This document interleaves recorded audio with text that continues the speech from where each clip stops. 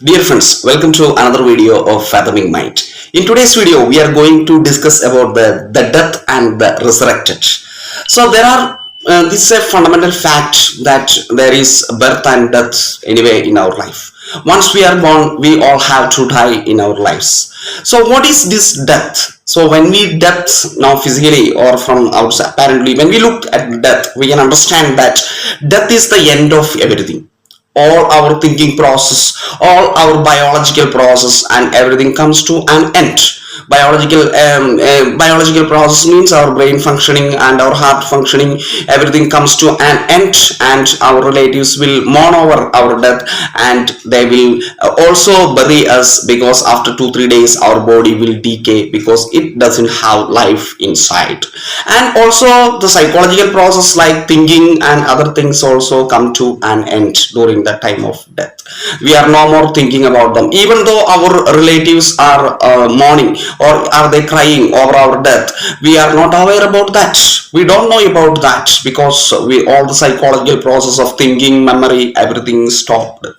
Because of that, we are not aware about that. So in death, the person comes to a complete stillness. So this stillness is also end of one's own created egos about one's own life, and this ego is created of different experiences we have in our life, and from these experiences we have created a schema, and accordingly we are acting out in our life. So everything comes to an end in the death, and we don't have an ego, and we come into our stillness. So here we can also see in the life of Christ, okay, the Christ, the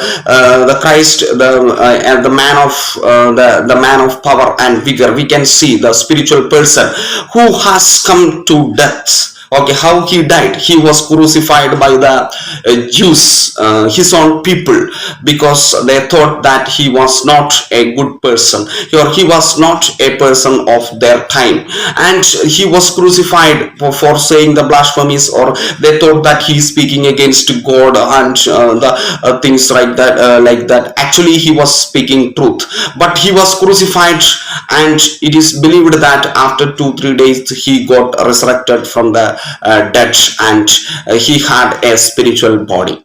So is it possible for us to have a spiritual body? Okay, we don't know, because Christ, we believe, is a godly person, and after that after 3 days of his death, he has resurrected and he was got the spiritual body. So is it possible for us to have a spiritual body in our life? According to Sigmund Freud, the thanatos, or the most people, the fundamental fear of people is about death. So whatever they have accumulated in their life, okay, it is going to end during the time of death. So they fear very much. Everyone fears about this death. So everyone carries this fear of death with life. So this fear is making people. The fear is making people to do so many things in their life and things like that. They prepare themselves. Okay, so many things are happening, and people are enjoying their life because one day they will die. So these kind of philosophies are there. So here, what happens with the people, or is it possible to overcome this fear of death, like we saw Christ has resurrected and things like that? Is it possible to overcome the fear of death? So as we are alive, that is what we are going to think. So in the life of Christ also, if we are analyzing the life of Christ, we can see that Christ lived as a spiritual person or a godly sent man, and he also performed the miracles. And what has happened with him? So there is an episode of Christ's life which is unknown to all, the 30 years of life where Christ has lived. He performed for 3 years a public life, but before that, where he lived. So some people say that he spent his life in self-reflection and self-analysis, and thinking and meditation and prayer and in union with God, etc.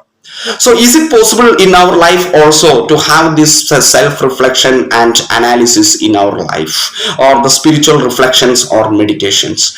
So we can see, we can understand that we have got body, mind and soul. The soul is the part which is connecting us to God, and when we are reflecting in our mind about our own self and our own personality in our everyday life, and going through our experiences in our life, reacting and enacting our experiences through our life and having a light into our life through reflection and self-analysis, it also helps us to elevate our soul and to elevate to God, and we also will be able to become a godly person. So if you are becoming a godly person, we automatically follow the rules and regulations of the society.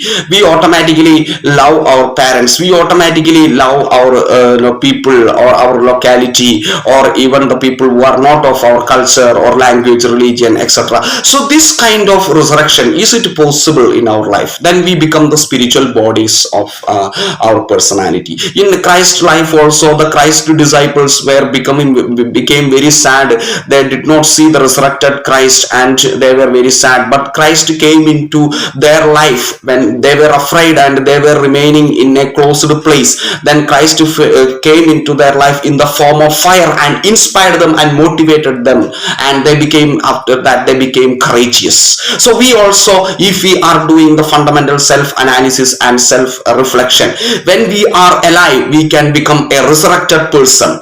Okay, so we can also avoid this kind of unnecessary fears from our life, and we can also become a resurrected person or a spiritual body. So we can accept death as a, when we are coming into that stage, we are also able to accept death as a normal reality. So here we are becoming a spiritual body, and through the self-analysis, we are understanding more about ourselves. So when we understand more about ourselves, we are also able to understand the other person, and we are also able to motivate people and avoid fears from our life and inspire people and bring a great radical change in the lives of people. So that is the resurrection that we can carry in our life when we are alive also. So let us be a resurrected person during this Easter season and give inspiration to many people through the self-analysis and reflection and meditation. Thank you, dear friends.